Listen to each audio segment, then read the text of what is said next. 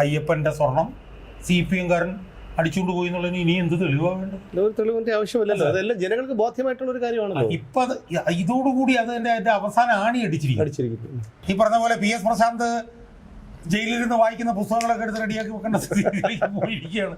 കാരണം ഹൈക്കോടതിയുടെ ഏറ്റവും പുതിയ ഇടക്കാല ഉത്തരവിൽ അവസാനത്തെ 2.5 പേജ് PS പ്രശാന്ത് ചെയ്തിട്ടുള്ള അനധികൃതമായിട്ടുള്ള കാര്യങ്ങളെ കുറിച്ചിട്ടാണ്. നമസ്കാരം.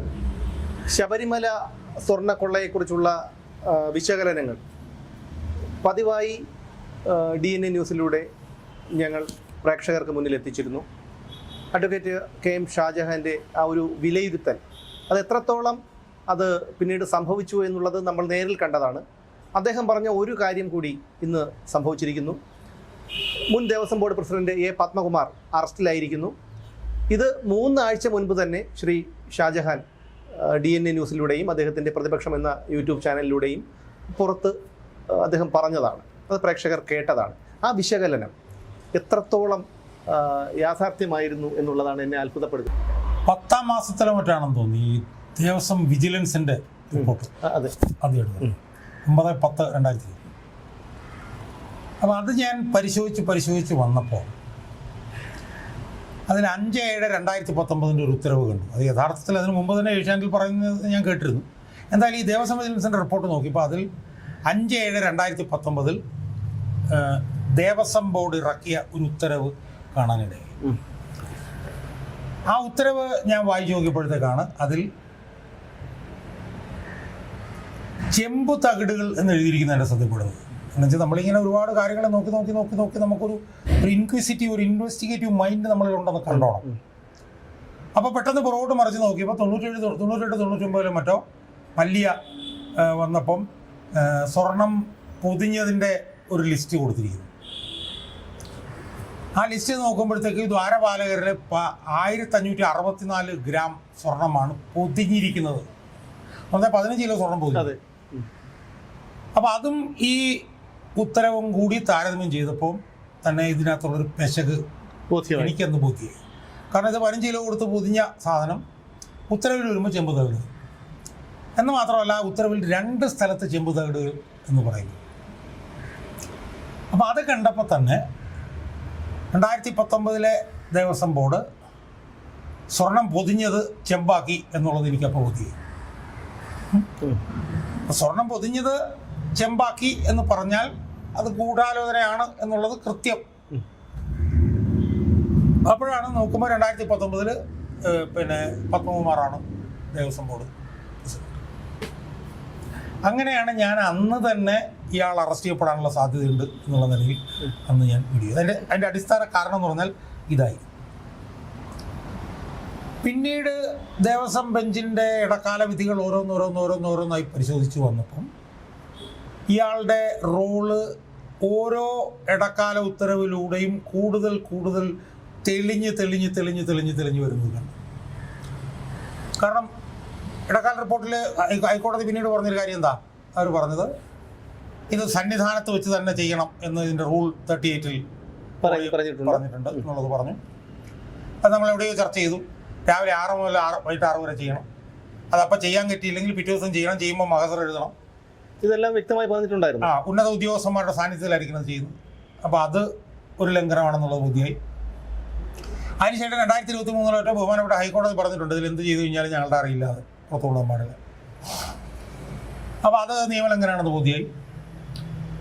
ഉണ്ണികൃഷ്ണൻ പോറ്റി എന്ന് പറയുന്ന ഒരു സ്പോൺസർ, യാതൊരു ക്രെഡൻഷ്യലും ഇല്ലാത്ത സ്പോൺസറുടെ ഇത് കൊടുത്തുവിട്ടു എന്നുള്ളത് നിയമലംഘനമാണെന്ന് ബോധ്യമായി.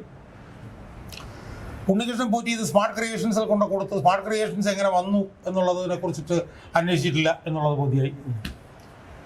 അങ്ങനെ ഓരോ ഇടക്കാല റിപ്പോർട്ട് വരുമ്പോഴും ഏറ്റവും കൂടുതൽ ഈവൻ തുടക്കത്തിലൊക്കെ വാസുവിനേക്കാളും PS പ്രശാന്തിനേക്കാളും തെളിഞ്ഞു വന്നത് A. പത്മകുമാറിൻ്റെ ബന്ധമാണ്. അവസാനം കോടതി വല്ലാതെ കടുപ്പിച്ചിട്ട് കോടതി പറഞ്ഞു ഇതൊരു സംഘടിത ഗൂഢാലോചനയാണ്. 2019 ചെയ്ത തട്ടിപ്പ് മറച്ചു വെക്കാനാണ് 2025 ചെയ്തെന്ന് പറഞ്ഞപ്പോൾ തട്ടിപ്പ് എന്നുള്ളത് കോടതി അംഗീകരിച്ചു എന്നുള്ളതാണ്. പിന്നെ കോടതി 9 ഗൂഢാലോചനകളെ കുറിച്ച് പറഞ്ഞു. അതിനകത്ത് കോടതി വളരെ കൃത്യമായി ഫ്രം ദി ഹയർ എഷലൻസ് എന്നുള്ള വാക്ക്, മുകളിലുള്ളവർ മുതൽ താഴെ വരെയുള്ള അന്വേഷിക്കാമെന്ന് പറഞ്ഞു.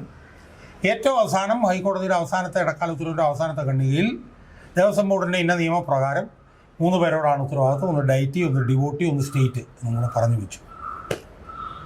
അപ്പോൾ ഇതെല്ലാം കൂടെ മൊത്തത്തിലെടുത്ത് നമ്മൾ പരിശോധിച്ച് നമ്മുടെ ഒരു ഇൻക്വിസിറ്റീവ് മൈൻഡ് വെച്ച് നമ്മൾ ചിന്തിക്കുമ്പോൾ നമുക്ക് അന്ന് തന്നെ ബോധ്യമായൊരു കാര്യമാണ്, ഈ ഗൂഢാലോചനയിലെ ഏറ്റവും പ്രധാനപ്പെട്ട കണ്ണി പത്മകുമാർ തന്നെയാണെന്നുള്ളതാണ്. അല്ല, അതിന്ന് ഇപ്പൊ പുറത്തു വന്ന വാർത്തകൾ അനുസരിച്ച് പറയുന്നത് ഇതിന്റെ എല്ലാ മുഖ്യ സൂത്രധാരൻ തന്നെ പത്മകുമാറാണെന്നുള്ളതാണ്. അതാണ് ഞാനും പറഞ്ഞു, ഞാൻ ആ വാക്ക് പറഞ്ഞില്ലെന്നേ ഉള്ളൂ. അപ്പോൾ അതിൽ നിന്ന് ക്ലിയർ ആയിരുന്നു, അത് വിശകലനം ചെയ്തപ്പോൾ അതിൽ നിന്ന് ക്ലിയർ. അതിൻ്റെ അടിസ്ഥാനത്തിലാണ് ഇയാൾ അറസ്റ്റ് ചെയ്യപ്പെടുന്നുള്ളത് വളരെ ഖണ്ഡിതമായി തന്നെ, സംശയലേശമന്യം, അൺഈക്വോക്കൽ, അൺആംബിഗ്വസ് ആയിട്ട് നമ്മൾ പറഞ്ഞത് അതാണ്. ഇപ്പം എന്താ പുതിയതായിട്ട് വരുന്ന വിവരങ്ങൾ എന്ന് പറഞ്ഞു കഴിഞ്ഞാൽ, ഇയാൾ ഉണ്ണികൃഷ്ണൻ പോറ്റിയായിട്ടുള്ള ആഴത്തിലുള്ള ബന്ധം, അതിൻ്റെ വിശദാംശങ്ങളൊക്കെ പുറത്തു വരും. അതിലൊന്നെന്ന് പറയുന്നത് ഇയാളുടെ ഗസ്റ്റ് ഹൗസിൽ ദേവസ്വം ബോർഡ് പ്രസിഡന്റ് എന്നുള്ള നിലയിൽ ഇയാൾക്ക് കിട്ടിയ മുറി. നമ്മൾ മനസ്സിലാക്കേണ്ടത്, ഈ ദേവസ്വം ബോർഡ് പ്രസിഡന്റിൻ്റെ മുറി ദേവസ്വം ബോർഡ് പ്രസിഡന്റ് ഒരാൾക്കും അയാളുടെ ബന്ധുക്കൾക്കും അയാളുടെ അതിഥികൾക്കും ഉൾപ്പെടെ താമസിക്കാൻ കൊടുക്കണമെങ്കിൽ ചെറിയ ബന്ധം പോരാ. ഇപ്പം പത്മകുമാറിൻ്റെ മുറി പാർട്ടിയുടെ ഒരു നേതാവ് വന്നപ്പോൾ അയാൾക്ക് താമസിക്കാൻ കൊടുത്തു എന്നല്ല നമ്മൾ കേൾക്കുന്നത്. ഉണ്ണികൃഷ്ണൻ പോറ്റിക്ക് കൊടുത്തു എന്ന് പറഞ്ഞാൽ അയാൾക്ക് കൊടുക്കുന്നു, അയാളുടെ കുടുംബാംഗങ്ങൾക്ക് കൊടുക്കുന്നു, അയാളുടെ അതിഥികൾക്ക് പോലും മുറി കൊടുക്കുന്നു. അതെ.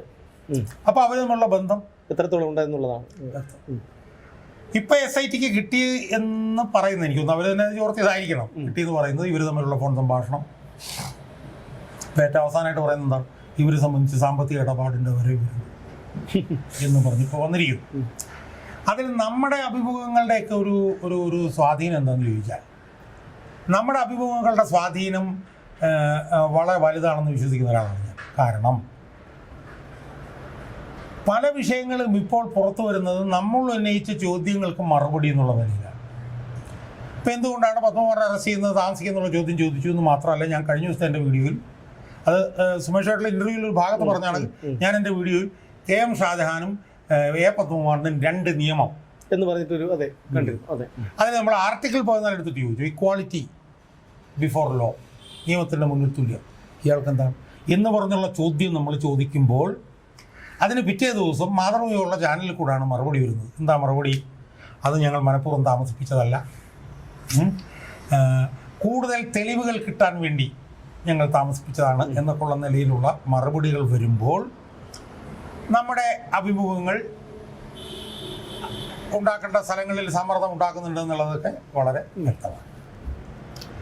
പക്ഷെ ഞാൻ വിശ്വസിക്കുന്നത് SIT ഇനി എന്തു പറഞ്ഞെന്ന് പറഞ്ഞാലും ഇയാളുടെ അറസ്റ്റ് വൈകിപ്പിക്കാനുള്ള സമ്മർദ്ദം മുകളിൽ നിന്നുണ്ടായിട്ടുണ്ടെന്നുള്ളതിൽ യാതൊരു തർക്കവുമില്ലാത്തൊരു വിഷയമാണല്ലോ അത്. കാരണം ഈ വാസുവിനെ അറസ്റ്റ് ചെയ്തിട്ട് തന്നെ ഏകദേശം 1 ആഴ്ച കഴിഞ്ഞിരിക്കുന്നു.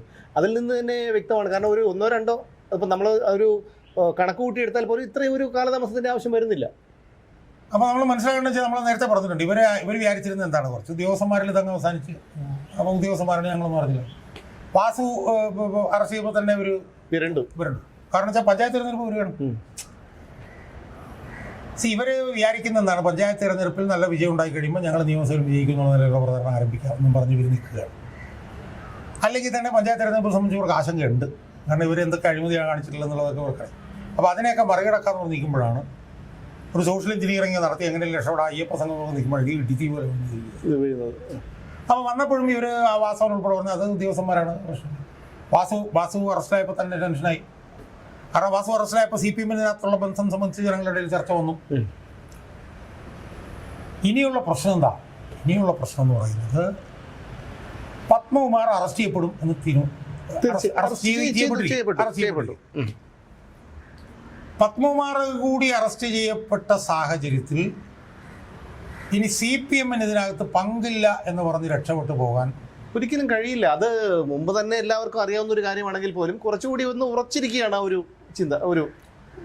രണ്ടാമത്തെ ഏറ്റവും പ്രധാനപ്പെട്ട പ്രശ്നം എന്താ? ഒന്നെന്ന് പറയുന്നത് CPM-മായി അഭേദ്യമായ ബന്ധമുള്ള 2 പേർ അറസ്റ്റിലായിരിക്കും. വാസുവും പത്മകുമാർ. വ്യത്യാസം എന്താ? Murari Babu CPM കാരനാണ്, Sudheesh Kumar CPM കാരനാണ്. പക്ഷെ എൻ വാസുവും പത്മകുമാറും ദേവസ്വം ബോർഡ് പ്രസിഡന്റുമാരാണ്. അതെ, ദേവസ്വം ബോർഡ് പ്രസിഡന്റുമാർ ഇതുവരെ അറസ്റ്റ് ചെയ്യപ്പെട്ടിട്ടില്ല. അപ്പോൾ ദേവസ്വം ബോർഡ് പ്രസിഡന്റായിട്ടുള്ള ഇയാൾ അറസ്റ്റ് ചെയ്യപ്പെടും. മൂന്നാമത്തെ പ്രധാനപ്പെട്ട പ്രശ്നം എന്താ? ഇതിന്റെ മുഖ്യ സൂത്രധാരകനാണ് ഇയാൾ എന്നും പറഞ്ഞിട്ടാണ് അറസ്റ്റ് ചെയ്യുന്നത്. തൊട്ടെടുത്ത് ഇടുകയല്ല ചെയ്യുന്നത്. എന്ന് മാത്രമല്ല, അയാളും ഉണ്ണികൃഷ്ണൻ പോറ്റിയായിട്ട് സാമ്പത്തിക ഇടപാടുകൾ ഉണ്ടായിരുന്നെന്ന് വരെ തെളിയുന്നു. അങ്ങനെ തെളിയുമ്പോൾ ഉള്ള പ്രശ്നം എന്താ? അയ്യപ്പൻ്റെ സ്വർണം CPM കാരൻ അടിച്ചുകൊണ്ട് പോയി എന്നുള്ളതിന് ഇനി എന്ത് തെളിവാ വേണ്ടത്? ഒരു തെളിവിന്റെ ആവശ്യമില്ലല്ലോ, അതെല്ലാം ജനങ്ങൾക്ക് ബോധ്യമായിട്ടുള്ള ഒരു കാര്യമാണല്ലോ. ഇപ്പൊ ഇതോടുകൂടി അതിന്റെ അവസാനം ആണി അടിച്ചിരിക്കുന്നു.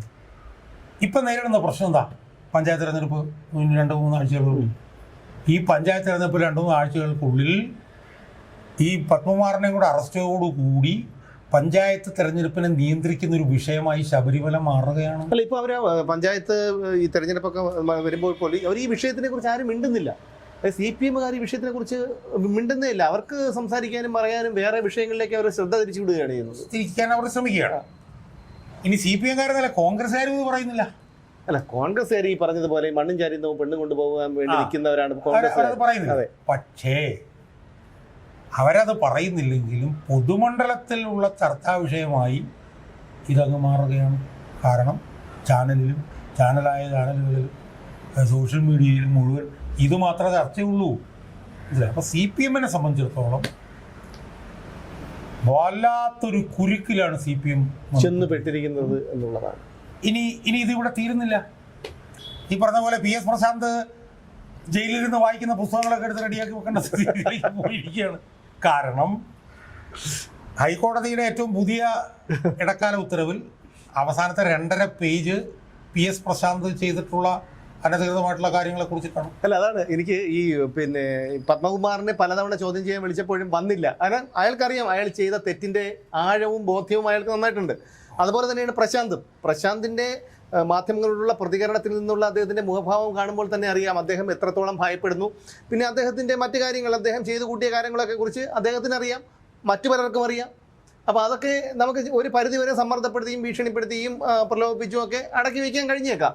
പക്ഷെ അതൊക്കെ പുറത്തു വരും. ഈ കുപ്പിയിൽ അടച്ചിരിക്കുന്ന ഭൂതത്തിൻ്റെ കോറക്ക് തുറന്നു വിടുമ്പോൾ അത് പുറത്തു വരുന്നത് പോലെ അതൊരിക്കൽ പുറത്തു വരും. അത് എന്തായാലും അടുത്തൊരു പോക്ക് പ്രശാന്തിലേക്ക് തന്നെ ആയിരിക്കും അല്ലേ? അതായത് പിന്നെ CPM-നെ സംബന്ധിച്ചുള്ള CPM ഏതാണ്ട് തീരുന്നൊരു മട്ടിലേക്ക് വന്നു. 2 ദേവസ്വം ബോർഡ് പ്രസിഡന്റുമാരില്ല. ഇനി PS പ്രശാന്ത് എന്ന് പറഞ്ഞ ദേവസ്വം ബോർഡ് പ്രസിഡന്റും കൂടി ജയിലിലാകുന്ന എപ്പോഴായിരിക്കും? തെരഞ്ഞെടുപ്പിന് ചിലപ്പോൾ ഒരു 7-8 ദിവസം ഉണ്ടായിരിക്കും. കാരണം ഈ കേസ് ബഹുമാനപ്പെട്ട കോടതി അടുത്ത പോസ്റ്റിങ്ങിന് വെച്ചിരിക്കുന്ന ഡിസംബർ 3-ാം തീയതി. ഹൈക്കോടതി 3-ാം തീയതി എന്ന് പറഞ്ഞു കഴിഞ്ഞാൽ 9-ാം തീയതി ഇലക്ഷൻ. 3-ാം തീയതിയിലത്തെ പോസ്റ്റിങ്ങിന് മുമ്പ് PS പ്രശാന്തിനെ കൂടെ അറസ്റ്റ് ചെയ്തുകൊണ്ടേ പോലീസുകാർക്ക് കോടതിയിലേക്ക് ചെല്ലാൻ പറ്റുള്ളൂ.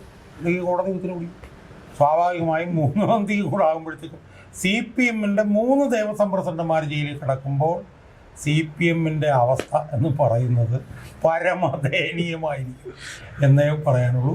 തെരഞ്ഞെടുപ്പ് അടുക്കുന്നതുകൂടി ചർച്ച ശബരിമല പെരുങ്കൊള്ളയിലേക്ക് വരും. സ്വാഭാവികമായി ശബരിമല പെരുങ്കൊള്ളയുടെ പേരിലാണ് പഞ്ചായത്ത് തെരഞ്ഞെടുപ്പിൽ വോട്ടുകൾ നടക്കാൻ പോകുന്നത്. വീട്ടിൽ പോയി കിടന്ന് വീട്ടിൽ പോയി കിടന്ന് കാലിനെ കൈവച്ച് ഉറങ്ങാമെന്ന് വിചാരിച്ച കോൺഗ്രസ്സുകാരൻ പോലും, അതായത് 2021 തോറ്റു എന്ന് പറഞ്ഞ് വീട്ടിൽ പോയിരുന്നിട്ടാണല്ലോ CPM-കാരൻ ജയിച്ചു എന്ന് പറഞ്ഞതുപോലൊരു വിജയം കോൺഗ്രസ് ഉണ്ടാവുന്ന ഒരു നിലയിലേക്ക് ഇത് പോയാൽ പോലും അത്ഭുതമില്ല എന്നാണ് നമുക്ക് മനസ്സിലാക്കുന്നത്. തീർച്ചയായും. കാരണം ഞങ്ങൾ അത് പറഞ്ഞതുപോലെ, ശ്രീ ഷാജഹാൻ സാർ പറഞ്ഞതുപോലെ അതുപോലെ കാര്യങ്ങൾ എത്തി നിൽക്കുന്നു എന്നുള്ളതാണ്. അന്ന് നമ്മളതിനെ കൃത്യമായി വിശകലനം ചെയ്തിരുന്നെങ്കിൽ മനസ്സിലാകുമായിരുന്നു. നിർഭാഗ്യവശാൽ നമ്മുടെ മാധ്യമങ്ങളൊന്നും തന്നെ ഈ വിഷയത്തിനെ ആഴമായി ചിന്തിച്ചില്ല, ഒരു അവലോകനം കൊണ്ടുവന്നില്ല എന്നുള്ളതാണ്.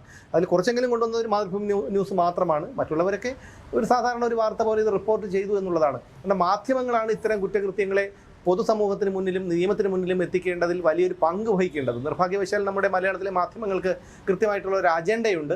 അത് എന്തായാലും ഇവിടെ വെളിച്ചത്ത് വന്നിരിക്കുകയാണ്. കാരണം ഇന്നിപ്പോൾ പത്മകുമാറിൻ്റെ അറസ്റ്റോടുകൂടി CPM ഈ പറയുന്നത് പോലെ മുഖം നഷ്ടപ്പെട്ടിരിക്കുകയാണ്.